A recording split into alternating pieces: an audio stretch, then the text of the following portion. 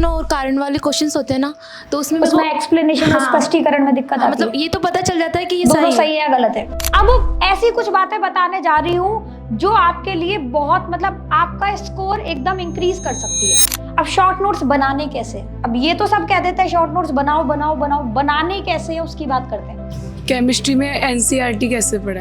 हर बच्चा अलग लड़ाई लड़ रहा होता है, कोई 600 पे अटक के लड़ाई लड़ रहा होता है, किसी का सपना 600 होता है। ये ग्राफ किसी की भी जर्नी में नहीं मिलता कि हमेशा बढ़ेगा बढ़ेगा, नॉट इवन पॉसिबल। मैं भी पढ़ाती हूँ, मेरी क्लास में हर बच्चा नोट बना रहा है जो मैंने दिया है, जो मैं करवा रही हूँ, हर बच्चे का सिलेक्शन हो रहा है। हेलो बच्चों, कैसे हो आप सब लोग? बढ़िया एकदम। कैसी चल रही है आप लोगों की सबकी पढ़ाई? बढ़िया चल रही है। पढ़ाई के दौरान अब डेली क्लास लेने आप लोग यहाँ आते हो तो नोट्स वगैरह प्रिपेयर कर रहे हो? क्योंकि काफ़ी बारी क्या होता है, हम सबके माइंड में होता है कि हम लोगों ने थोड़ा बहुत पहले से ही कुछ कुछ चीज़ें पढ़ रखी होती है, तो नोट्स बनाने के दौरान हम थोड़ा सा इस टॉपिक को या इस चीज़ को ना हल्के में ले जाते हैं कि नोट्स प्रिपेयर करें नहीं करें, और क्लास के ड्यूरिंग क्लास में आपने थोड़ा बहुत कुछ लिख लिया, कुछ ऐड ऑन कर लिया, वो सारी चीज़ें तुम कर लेते हो। पर प्रॉपर नोट्स बनाने के लिए हर बच्चा वो चीज़ नहीं करता, मैं भी क्लास के दौरान देखती हूँ। पर नोट्स बनाने वाली जो चीज़ है ना, वो बहुत बहुत ज़्यादा इंपॉर्टेंट है। और इस चीज़ को आप अब समझो, जरा इमेजिन करो, अभी तो तुम्हारे पास टाइम है, एक सफिशिएंट टाइम है। आप यहाँ पे आते हो, क्लास लेते हो, क्लास के बाद घर जाते हो, आपके पास एक सफिशिएंट अमाउंट ऑफ टाइम होता है, आप उसमें रिवाइज कर लेते हो, कुछ चीज़ें रह जाती है वो लिख लेते हो या जो भी है।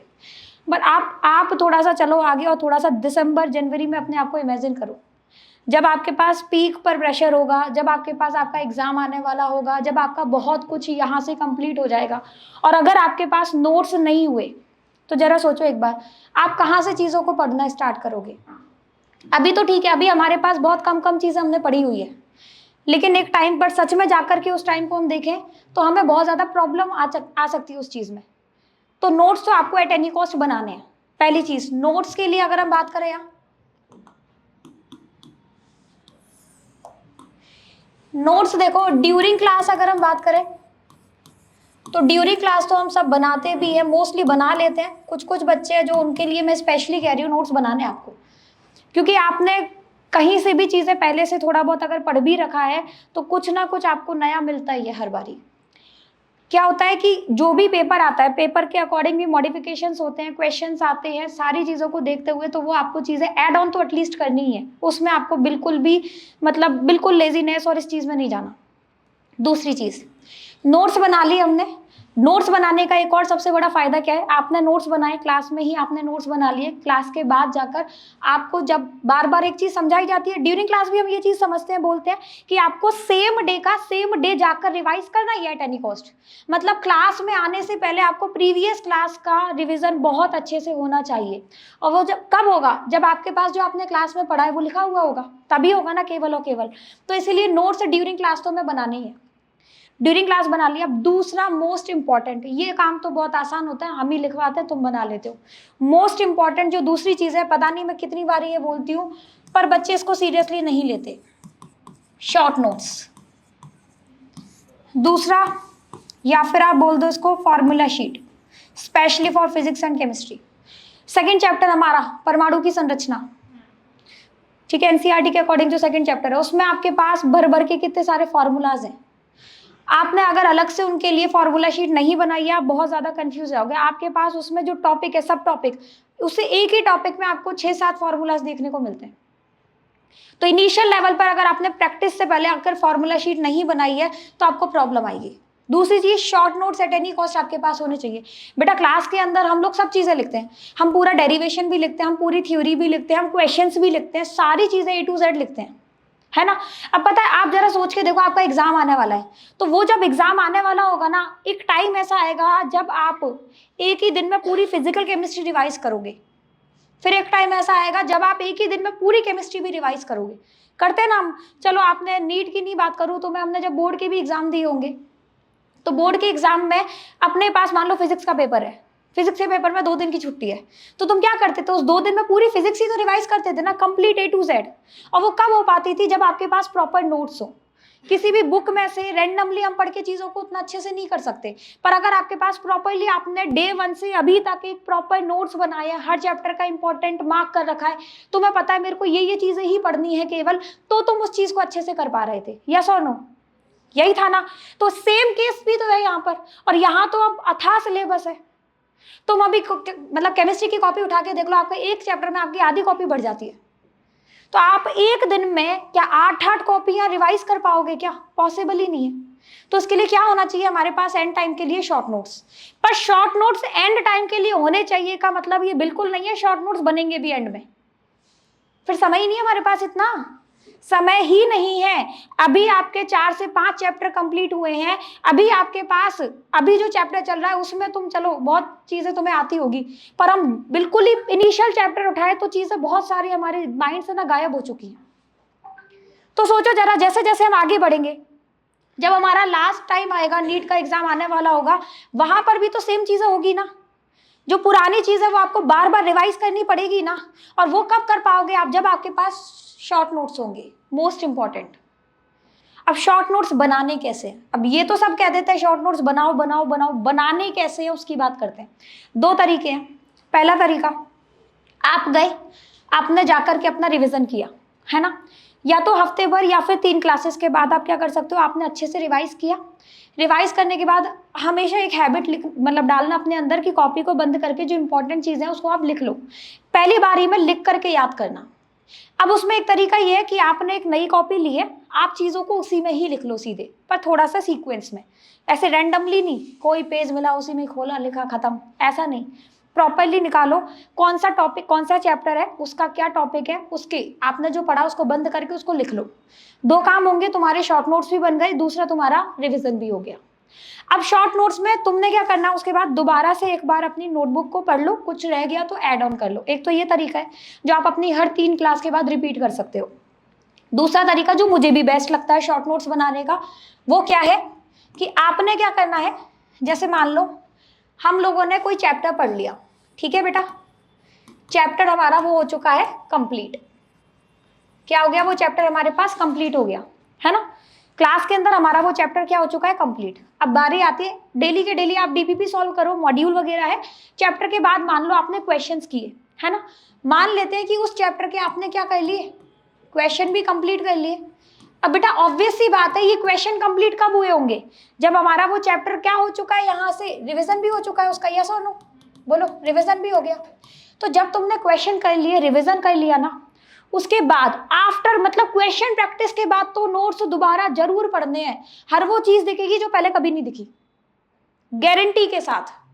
तुमने नॉर्मल नोट्स पढ़े, तुमने क्वेश्चन किए, तुम क्वेश्चन के बाद दोबारा जब नोट्स पढ़ोगे ना, तो तुम्हें एक तो नोट्स को पढ़ने का तुम्हारा नजरिया ही बदल जाएगा पक्का। तुमको लगेगा अरे इसको तो मैं भाव ही नहीं दे रहा था, इससे तो मुझे इतना इंपॉर्टेंट क्वेश्चन मिला है, अच्छा इसको भी पढ़ना है। तो इस तरीके से हमारे खुद में, तुम्हें किसी से पूछने की जरूरत नहीं है कि मैम इसमें से क्या इंपॉर्टेंट है। तुम अपने क्वेश्चंस करो और क्वेश्चन के बाद वापस से नोट्स पढ़ो, तुम्हें इंपॉर्टेंस अपने आप पता चल जाएगी। दूसरी चीज यहाँ पर, जब भी आपको आपने क्वेश्चन किए, क्वेश्चन के बाद नोट्स पढ़े ना, उसके बाद शॉर्ट नोट्स बनाओ। मतलब क्वेश्चन कंप्लीट करके वापस से आपने किस पे करे, नोट्स रिवीजन पर, नोट्स रिवाइज कर लिए, देन आप बनाओ उस चैप्टर के शॉर्ट नोट्स। इससे क्या होगा, आपके दिमाग में पहले से चीज सेट होगी, उसको पढ़ते टाइम आप रिवाइज करते हुए पढ़ोगे, शॉर्ट नोट्स बनाओगे तो आपको पता चलता जाएगा, अच्छा ये भी इंपॉर्टेंट, अरे इससे तो क्वेश्चन मिला, ये तो स्किप ही नहीं करना। इस तरीके की चीजें बन गए शॉर्ट नोट्स। शॉर्ट नोट्स बन के पैक हो गए हमारे। अब सुन लेना ध्यान से, अब ऐसी कुछ बातें बताने जा रही हूं जो आपके लिए बहुत मतलब आपका स्कोर एकदम इंक्रीज कर सकती है। कुछ बच्चे होते हैं, देखो बेटा, कुछ बच्चे होते हैं, हम सबकी बात कर रहे हैं यहाँ पर, कुछ होते हैं जो हमारे बिल्कुल इनिशियल फेज में होते हैं, जिन्होंने पहली बार पढ़ाई स्टार्ट की होती है, पहली बार चीज़ों को समझ रहे होते हैं, उनके मार्क्स 300 350 तक अटके होते हैं। आपको क्या करना है, पहले आपको शॉर्ट नोट्स बनाने, शॉर्ट नोट्स बनाओ, रिवाइज करो, बिफोर टेस्ट रिवाइज करो, क्वेश्चन प्रैक्टिस करो, आपके मार्क्स धीरे धीरे इंक्रीज हो जाएंगे। पहले टेस्ट में ही सीधे 600 नहीं पहुंचेंगे, 350 से 380, 380 से 400, कभी 400 से वापस 380 पे आओगे, फिर अचानक 450 पे जाओगे, फिर वापस आओगे, फिर जाओगे, ऐसा ही ग्राफ रहेगा। ये ग्राफ किसी की भी जर्नी में नहीं मिलता कि हमेशा बढ़ेगा बढ़ेगा, नॉट इवन पॉसिबल। किसी के साथ नहीं होता ये, इवन टॉपर के साथ भी नहीं होता। तो कुछ बच्चे तो इस फेज में, कुछ बच्चे जो कि 500 550 इस पे अटके हुए हैं। क्यों? अब उनका क्या है, वो अटक ही गए हैं, उनका स्कोर ही इंप्रूव नहीं हो पा रहा। तो उसके लिए मैं बहुत अच्छी चीज बता रही हूँ, आपका जब भी टेस्ट होगा ना, देखो हम लोग एनसीईआरटी भी पढ़ते हैं, एनसीईआरटी भी पढ़ते हैं और हम टेस्ट भी करते हैं, टेस्ट भी देते हैं। ये दो काम करोगे आपने एनसीईआरटी पढ़ा, आपको कोई एक ऐसा पॉइंट मिल गया जो आपको ऐसा लगा कि नोट्स में इस तरीके से होना चाहिए, मतलब एनसीईआरटी की क्या होती है, लैंग्वेज टफ होती है। एनसीईआरटी की जो वर्डिंग्स है, जो लैंग्वेज है, वो टफ है बेटा। और हम लोग नोट्स में क्या चीजें लिखते हैं, नोट्स में आपके टीचर उसी चीज को थोड़ा सा इजी वे में समझाते हैं। पर आजकल क्या हो रहा है, आजकल आ रहा है स्टेटमेंट वाले क्वेश्चंस का फैशन, है ना।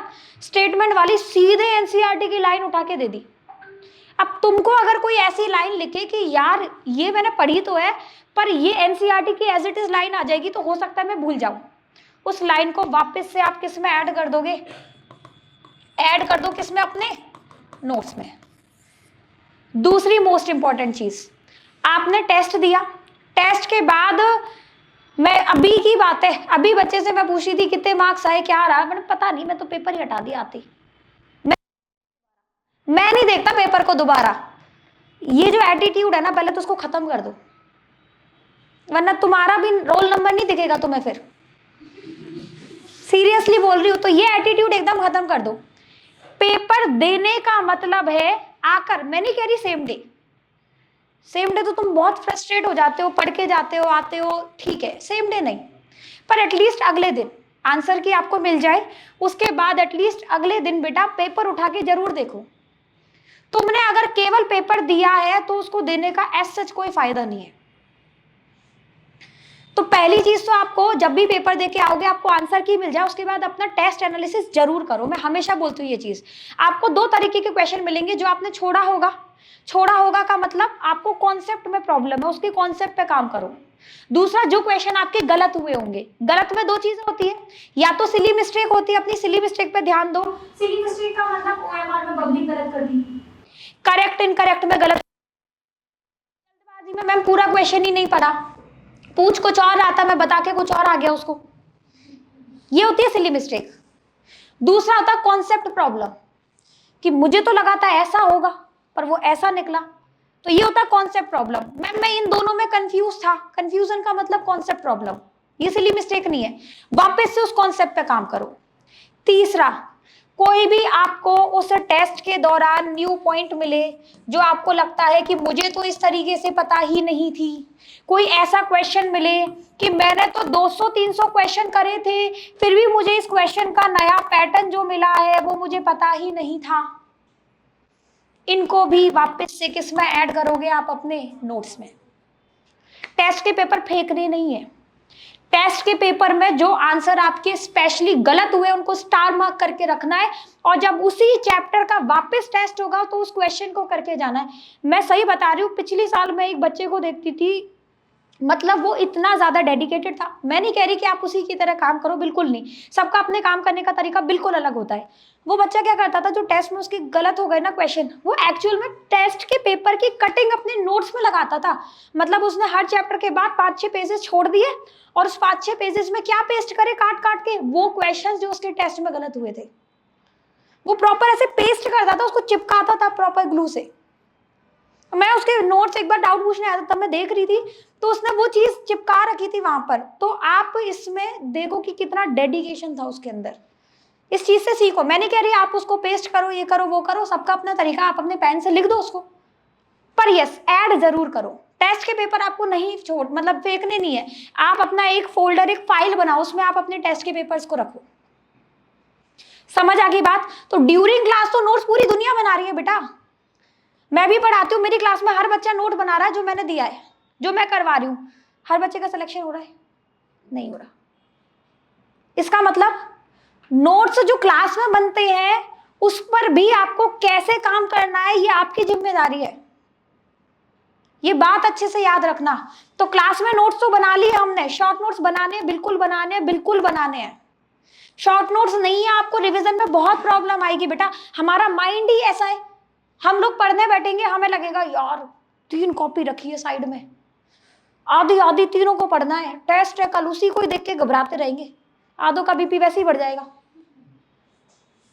पर वहीं आपके पास अगर शॉर्ट नोट्स होंगे तो आप आसानी से क्या करोगे, उसको रिवाइज करोगे, और शॉर्ट नोट्स के बाद भी आपको अगर कोई क्वेश्चन देखना है, कुछ थ्योरी देखनी है, तो आप अपने नोट्स खोलो। पर शॉर्ट नोट्स केवल तभी बनेंगे जब आपको आपके नोट्स का आइडिया होगा। ये काम नहीं करना खोलना, ये सही सा लग रहा है लिख देता हूँ, ये भी यार सही लग रहा है लिख दे, अरे यार ये क्या है समझ नहीं आ रहा, हटा। ये नहीं होते शॉर्ट नोट्स, ये बिल्कुल भी नहीं करना आपको काम। मतलब पूरा देखो, जितना ज्यादा सीरियसली लेकर के आप चीजों में आगे बढ़ोगे उतना ज्यादा आपको इंप्रूवमेंट दिखेगा। और सीधी बात, टेस्ट मतलब चलो नोट्स वोट्स अलग रखो, बिल्कुल साफ बात बोलूं, डेली क्लास का जाके पढ़ो, अपने क्वेश्चंस करो, मॉड्यूल के क्वेश्चंस, डीपीपी के क्वेश्चंस वगैरह, प्रीवियस ईयर क्वेश्चंस, इनको ट्राई करो। उसके बाद जब टेस्ट हो गया किसी चैप्टर का, जो भी आपके डाउट्स है या जो भी आपके पास क्वेश्चन ऐसे जो आपसे नहीं हुए, उन पर काम करो, जरूर करो, उस कॉन्सेप्ट को वापस से स्ट्रॉन्ग करो। मेरे को एक बात बताओ, टेस्ट देने का यहाँ पर क्या मतलब क्यों देते हैं हम टेस्ट? पर तो हम सभी रहे हैं ना, क्वेश्चन तो घर पे भी कर रहे हैं, तो यहाँ आके तुम्हें क्यों बुलाया जाता है संडे को परेशान करके टेस्ट के लिए?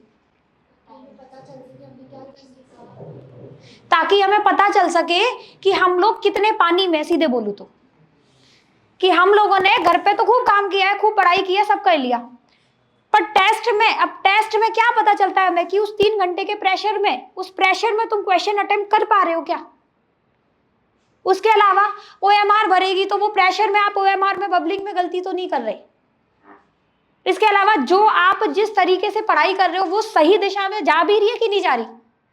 घर में तो हम कैसे भी उठते, खाते, बैठते, लेटते, कैसे ही पढ़ लेते। यहाँ पर प्रॉपरली आके डिसिप्लिन में आपको क्वेश्चन अगर करने के लिए दिया जाए तो आप कितना उसको कर पा रहे हो अटेम्प्ट, कितनी आपकी अप्रोच लग पा रही है। घर पे अपन क्वेश्चन करते, हमारे साथ क्या होता है, क्वेश्चन कर रहा है, ये नहीं आ रहा, फोन उठाया, चटर पटर किया, वहां पे आ गया सोल्यूशन, अच्छा ये तो नहीं आ रहा था मुझे, ठीक है खत्म। यहाँ पर होगा क्या, वो चीज नहीं है पॉसिबल। तो यहाँ आप अपने माइंड को टाइम दोगे उस चीज को सोचने के लिए। तो टेस्ट बहुत जरूरी है, टेस्ट नहीं दी तो आगे कुछ भी नहीं होने वाला।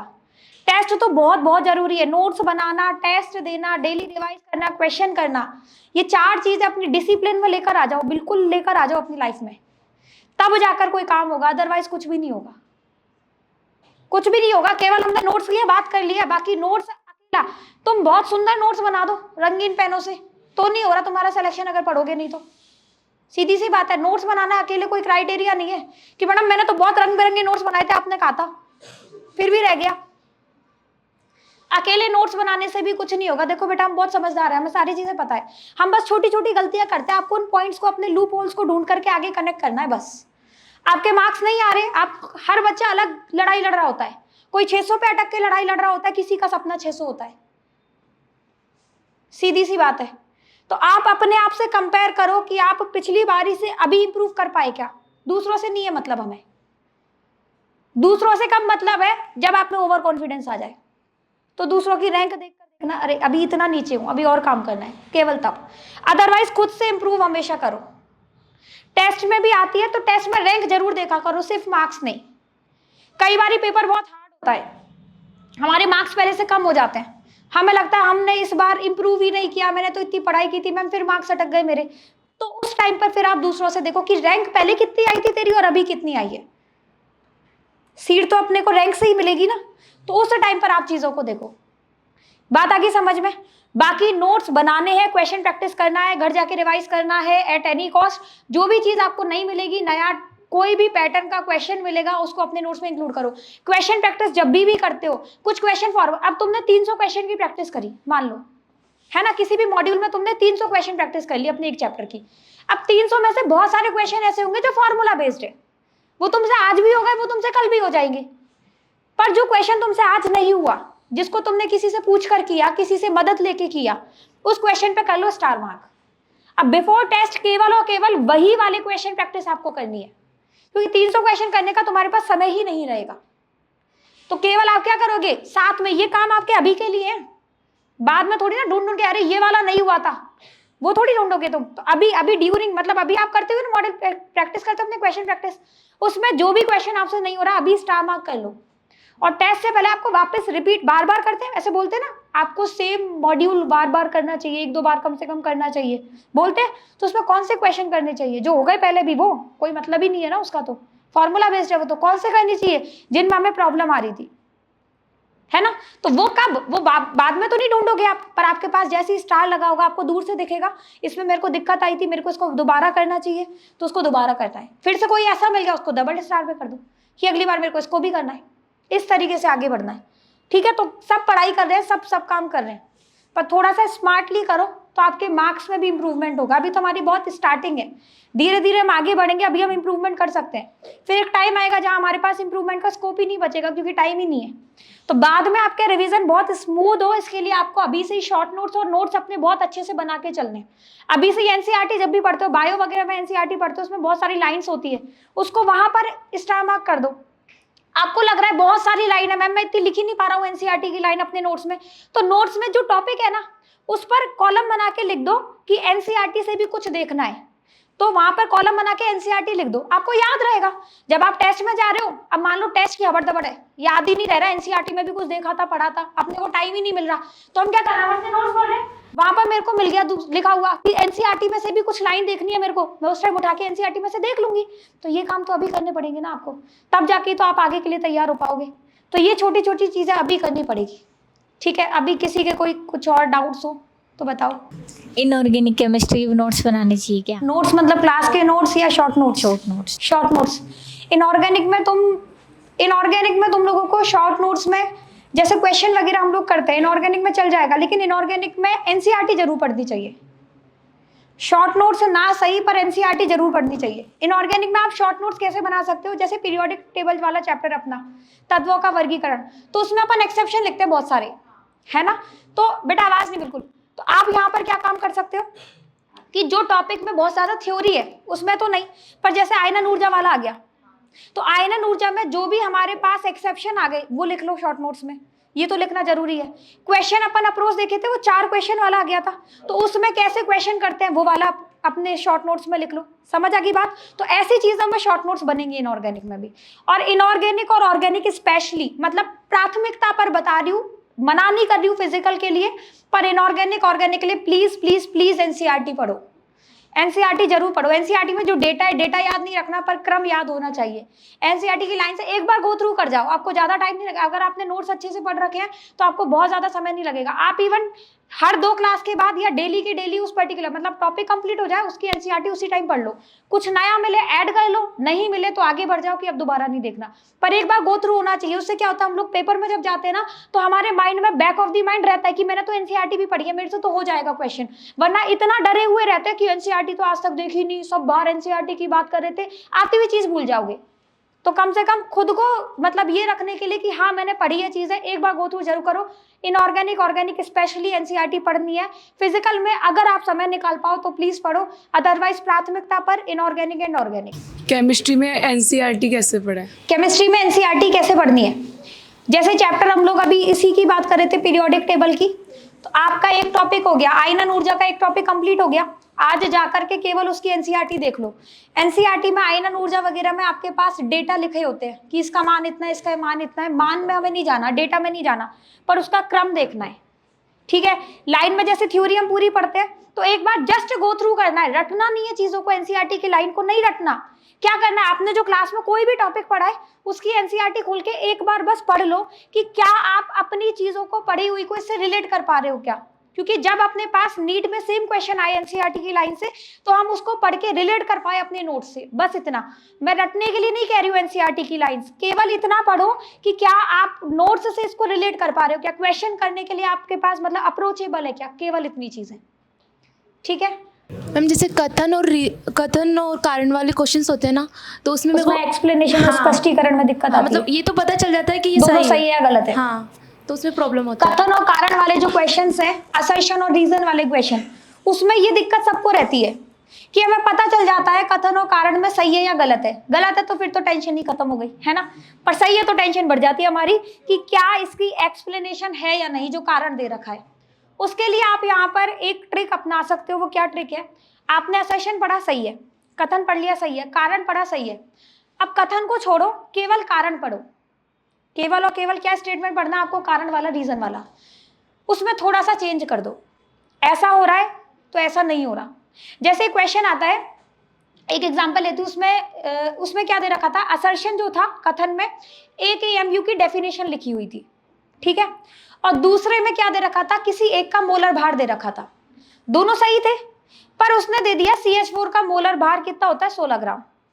अब CH4 के मोलर भार को देखते हुए एक AMU पे तो कोई फर्क नहीं पड़ेगा, तो आप कारण वाला जो स्टेटमेंट है ना वो थोड़ा सा बदल के देखो कि ये नहीं होता। अगर उसके बदलने से कथन में कुछ भी चेंज आ रहा है तो वो स्पष्टीकरण है, अगर उसके बदलने से कथन को कोई भी फर्क पड़ ही नहीं रहा है तो वो स्पष्टीकरण भी नहीं है। इस तरीके से आप अप्रोच, अब जाके देखना अपने मॉड्यूल के तीसरे एक्सरसाइज में बहुत सारे क्वेश्चन आपको मिलेंगे, प्रीवियस ईयर में मिल जाएंगे, तो जाकर एक बार चेक करना। क्या करना है, रीजन वाले दोनों सही हो गए तो रीजन में थोड़ा सा जो भी अपनी तरीके से उसमें क्यों लगा दो, उसको नहीं कर दो सही की जगह, उसमें कोई और चेंज कर दो। अगर उससे फर्क असर्शन पे पड़ गया तो डेफिनेटली वो स्पष्टीकरण है। ठीक है, और कोई डाउट किसी का? ठीक है बेटा, थैंक यू।